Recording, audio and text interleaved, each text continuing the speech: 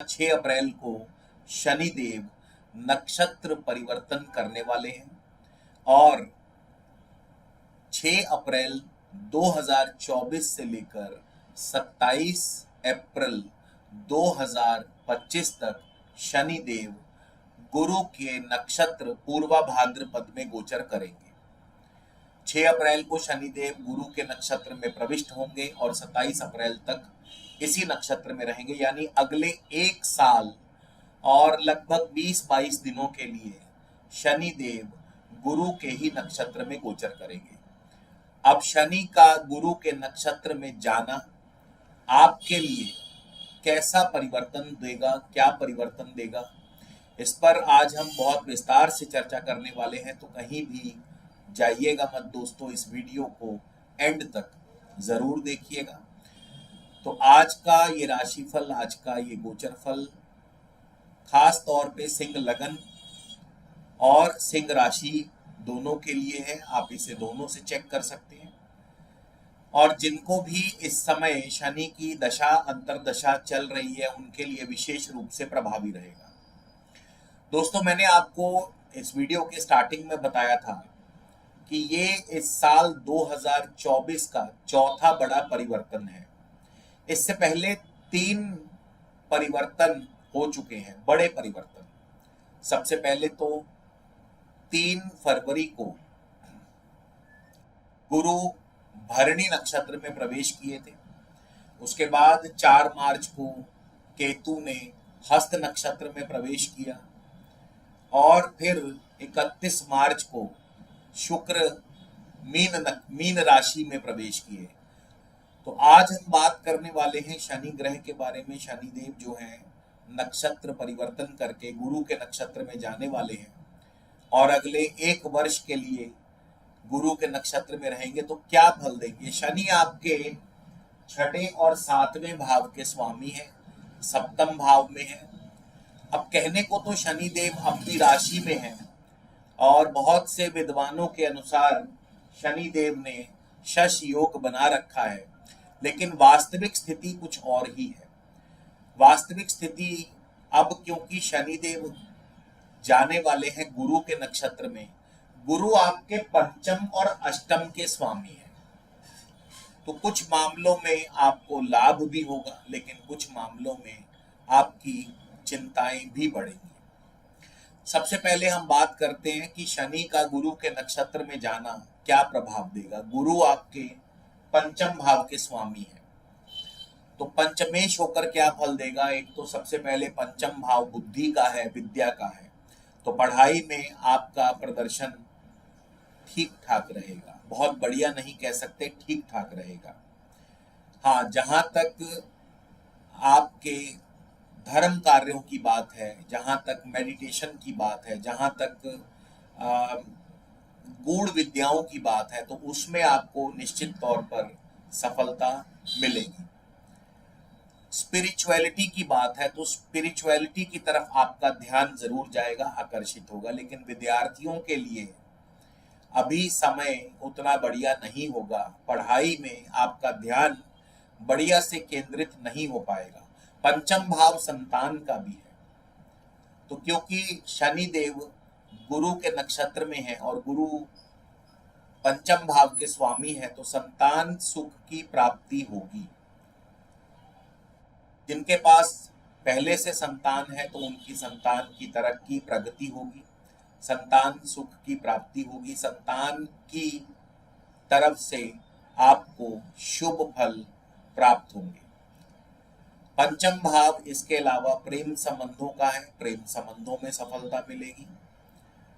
पंचम भाव दोस्तों शेयर मार्केट का है, शेयर मार्केट से भी आपको अच्छा लाभ होगा, यानी शेयर मार्केट में भी लॉन्ग टर्म इन्वेस्टमेंट से आपको अच्छा फायदा मिलेगा। लेकिन पंचम भाव क्योंकि 10वें से 8वां पड़ता है, पंचम भाव जो है ये 10वें से 8वां है, ये आपके नौकरी अथवा कारोबार के लिए अनुकूल नहीं है। नौकरी में परिवर्तन, नौकरी में अस्थिरता पैदा करेगा। नौकरी जा सकती है, नौकरी बदल सकती है, नौकरी में दिक्कतें आ सकती हैं, बॉस आपसे नाराज हो सकते हैं। आपके कार्य समय पर संपन्न नहीं हो पाएंगे। खास करके जिनको भी इस समय शनि की दशा अंतरदशा चल रही है उनके लिए विशेष रूप से। और क्योंकि बृहस्पति अष्टम भाव के भी स्वामी है, अब अष्टम भाव कुछ मामलों के लिए बहुत बढ़िया है। पैतृक संपत्ति से लाभ होगा, पैतृक संपत्ति से फायदा होगा, पैतृक संपत्ति मिल सकती है, ससुराल से धन लाभ होगा, इंश्योरेंस क्लेम मिल सकता है, कोई रुकी हुई फंसी हुई पेमेंट आ सकती है, कोई मृत धन आपको मिल सकता है। लेकिन अष्टम भाव के स्वामी होने के नाते गुरु आपके कार्य में बार बार विघ्न और बाधाएं भी पैदा करते रहेंगे। कारण इसका क्योंकि शनि गुरु के नक्षत्र में है। दूसरे लोग आपसे फायदा उठाएंगे, शत्रु आपसे फायदा उठाने का प्रयास करेंगे।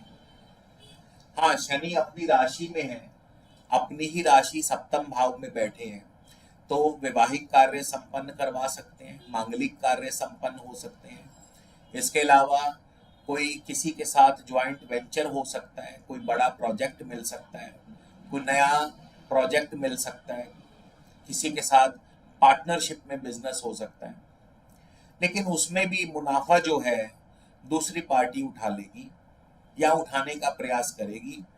आपका जो मुनाफा है, आपका जो लाभ है, वो थोड़ा बहुत प्रतिशत में कम हो सकता है। तो शनि अगले 1 वर्ष के लिए गुरु के नक्षत्र में रहने वाले हैं। हालांकि गुरु 1 मई को आपके दशम भाव में आने वाले हैं। 1 मई के बाद से गुरु की दृष्टि सबसे पहले आपके धन स्थान पर जाएगी। अब गुरु क्योंकि दशम भाव में आने वाले हैं, तो जैसा मैंने बताया था कि नौकरी और कारोबार में परिवर्तन के संकेत बनते हैं, खास करके नौकरी में परिवर्तन के संकेत हैं। और गुरु की धन भाव पर दृष्टि है तो आई चलाई चलती रहेगी। गुरु की चौथे भाव पर दृष्टि रहने से अब पढ़ाई में आपका प्रदर्शन पहले से बेहतर होगा और जमीन जायदाद संबंधी कार्यों से लाभ होगा। इसके अलावा गुरु की दृष्टि छठे भाव पर भी रहेगी। अब छठे भाव पर गुरु की दृष्टि आपको ऋण की सुविधा प्राप्त करवाती है। हालांकि गुरु की नीच दृष्टि रहेगी यहाँ पर, तो आपके ऊपर कर्जा चढ़ सकता है, शत्रु आपको परेशान कर सकते हैं और स्वास्थ्य संबंधी दिक्कतें भी आपको आ सकती हैं।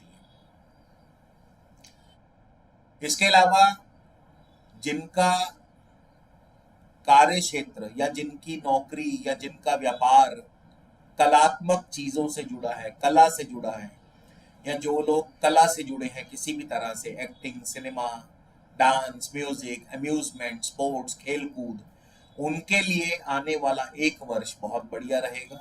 लेकिन फिर भी मेहनत के बाद ही सफलता मिलेगी।